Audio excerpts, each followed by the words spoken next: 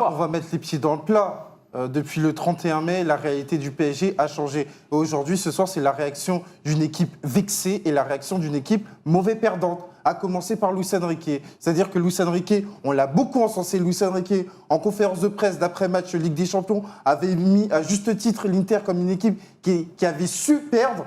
Le PSG a su gagner, le PSG doit apprendre aussi à perdre. Et Luis Enrique, pour le coup, il n'a pas incarné le bon exemple. Quand bien même les joueurs de Chelsea ont été dans la provocation, mais dans ces moments-là, tu peux aussi te dire, les gars, on fait profil bas. Ça va être ça la réalité du PSG, c'est-à-dire qu'à partir de maintenant, il y a l'hostilité qui va grandir autour de toi, parce que maintenant, t'es l'équipe à battre. Sachant que de base, t'es pas non plus le club le plus populaire en Europe, pour plein de raisons. Tu vas être l'équipe à battre, il va y avoir beaucoup d'hostilité. Et si les équipes ne veulent pas te battre seulement sur le terrain, ils vont utiliser beaucoup d'artifices pour te faire péter les plombs. Est-ce que le PSG est prêt à ça? Ils vont devoir nous le montrer sur la saison 2025-2026. Parce que la Coupe du Monde des clubs, on peut en dire ce qu'on veut, compétition artificielle, compétition pas artificielle.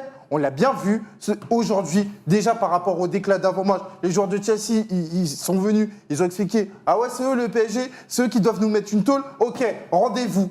Ils ont donné rendez-vous et ils ont gagné 3-0. Maintenant, ça va être ça la réalité du PSG. Il va falloir s'en accommoder. Parce que si tu penses que tu vas gagner les matchs et qu'il y aura du fair play de l'autre côté, eh ben, c'est le meilleur moyen de tomber de la saison suivante.